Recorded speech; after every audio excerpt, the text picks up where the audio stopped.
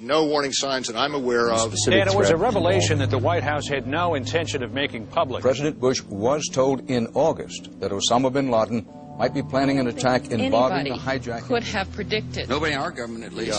August 6th PDP. I believe the title was Bin Laden Determined to Attack Inside the United States.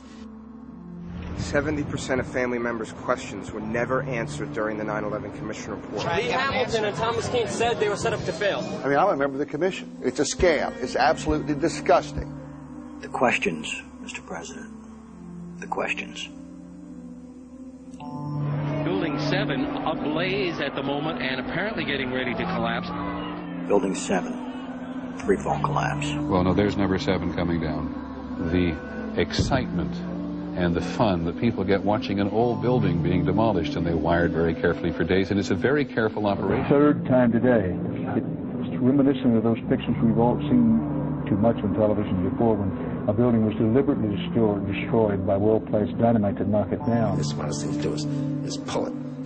And they made that decision to pull, and then we watched the building collapse.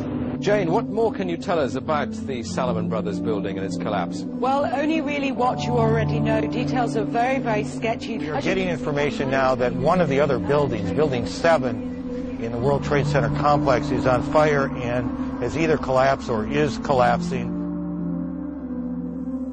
The Pentagon. Vanishing airplane. From my close-up inspection, there's no evidence of a plane having crashed anywhere near the Pentagon. The only site is the actual site of the building that's crashed in, and as I said, the only pieces left that you can see are small enough that you could pick up in your hand. There are no large tail sections, wing sections, a fuselage, nothing like that anywhere around, which would indicate that the entire plane crashed into the side of the Pentagon. Firefighters and police describing explosions. A lot of them.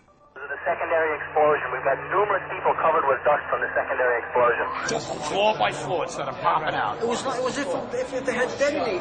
Yeah, detonated. They were planned to take down a building. Boom, boom, boom, boom, boom, boom, boom, boom. Looks sort of like the building just demolished. Even if there was no secondary explosives in the building. Kind of like gunfire. You know, bang, bang, bang, bang, bang. And then all of a sudden, 3 big explosions. Do you know if it was an explosion or if it was a building collapse?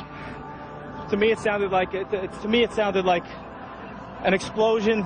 Chief Albert Turry told me that he tried to get his men out as quickly as he could, but he said that there was another explosion which took place, and then an hour after there was another explosion in one of the towers here. Sibel Edmonds, FBI translator, breaking her gag order. All our intimate relationship with Bin Laden and Taliban. We did carry very intimate relationship with these people all the way up to September 11. Bin Laden was spirited into this military hospital in Rawalpindi for kidney dialysis treatment. The military had him surrounded. They were saying that Osama bin Laden had to be watched carefully and looked after. NORAD standing down. Where were the planes? On now to one of the eeriest moments amid the carnage of 9/11. A mysterious plane was seen flying right over the president's residence. The E-4Bs over New York and Washington, otherwise known as the Doomsday Planes. It has never been officially explained. Cell phones working at impossible altitudes. Solicitor General Ted Olson receiving phone calls that the FBI says were never made. What happened during that call? This is the only information we have on these terrorists. She was able to call him twice. How she could pull that off, we don't know, but she did. These are the questions, Mr. President. These are the questions. They go on and on. Good afternoon, Mr. President.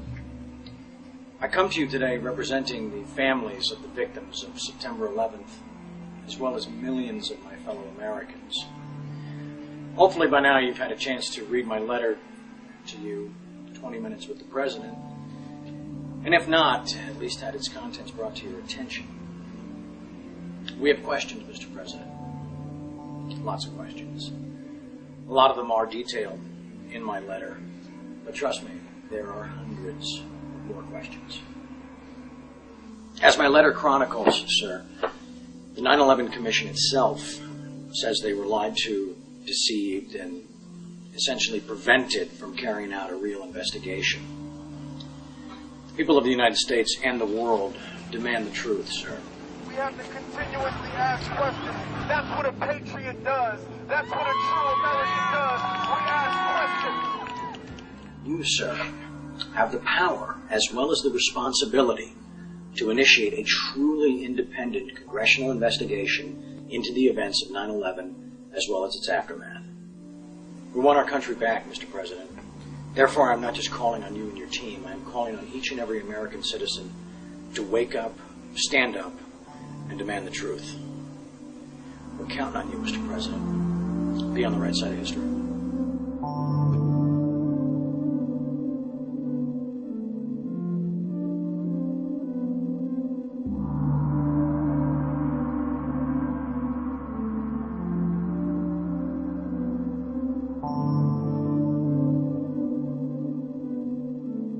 Are you now saying that they weren't asking to block an investigation? An investigation must not interfere with the ongoing efforts to prevent the next attack.